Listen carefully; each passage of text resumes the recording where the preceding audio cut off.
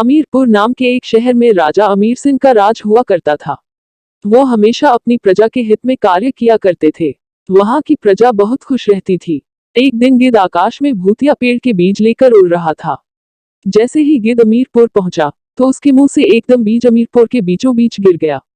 बीज भूतिया था, इसलिए अगले ही दिन वो पौधा बन गया। वहां के स्थानीय निवासियों ने जब पौधे को देखा तो हैरान रह गए, क्योंकि पौधे का रंग काला था। बाद में लोगों ने आपस में चर्चा की और यह समझा कि खेत में उगने वाला कोई घास पात या वनस्पति होगी। दूसरे दिन वो पौधा काफी बड़ा हो गया।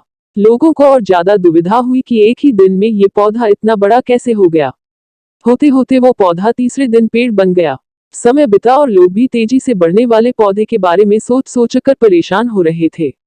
वो इस मामले को राजा के पास लेकर गए। ऐसे जादुई पौधे का पता चलते ही राजा तुरंत उस जगह पर पहुंच गए। राजा को जैसे ही पता चला कि एक काले रंग का पौधा 3 दिन में पेड़ बना है, तो वो भी उस पेड़ को हैरानी से देखने लगे। राजा उस पेड़ के पास चौथे दिन पहुंचे थे और तब तक पेड़ और बड़ा हो चुका था। वो इतनी तेजी से फैला था कि किसी को यकीन ही नहीं हो रहा था। राजा समझ गए थे कि का रंग काला है, इसमें जरूर कुछ जादू टोना होगा। इसी सोच के साथ राजा ने घोषणा कर दी कि जो भी इस पेड़ को खत्म करेगा, उसे वो इनाम के तौर पर 1000 सोने के सिक्के देंगे।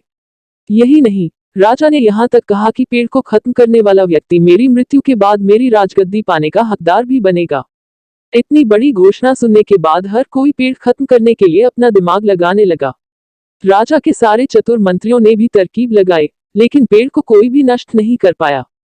किसी ने पेड़ के आसपास आग लगवाई तो एक मंत्री ने उस भूतिया पेड़ को हाथियों तक से खींचवाया, लेकिन पेड़ को कुछ भी न हुआ। अब लोगों के मन में डर बैठ गया और उन्हें लगा कि पक्का यह ऐसा वैसा नहीं, बल्कि भूतिया पेड़ है।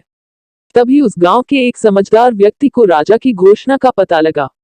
जानकारी मिलते ही वह अपने गुरु के पास भूतिया पेड़ से जुड़े रहस्य को जानने के लिए पहुंच गया। गुरुजी ने अपनी ध्यान की शक्ति को एकत्र करके देखा और उससे पूछा, क्या तुम पेड़ को खत्म करना चाहते हो? समझदार व्यक्ति ने जवाब दिया, हाँ गुरुजी, सब उससे परेशान हैं। गुरुजी ने बताया कि उसे खत्म करने का एक ही तरीका है।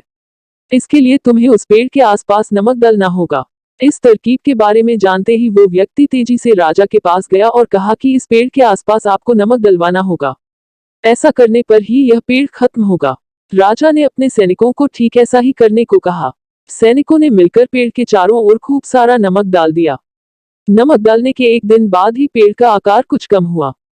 होते होते 5वें दिन तक पेड़ एकदम छोटा हो गया। उसके बाद गलकर वो गायब ही हो गया। उस व्यक्ति की तरकीब काम कर गई और राजा ने खुश होकर उसे इनाम की 1000 सोने की मोहर पहले दी। उसके बाद एक पत्र दिया, जिसमें लिखा था कि वो राजा के मरने के बाद उनकी गद्दी को संभालेगा। वो समझदार व्यक्ति खुश होकर अपने घर चला गया। कहानी से सीख, ऐसी कोई मुसीबत नहीं होती जिसका समाधान न किया जा सके। जरूरत है तो बस धैर्य और समझदारी की।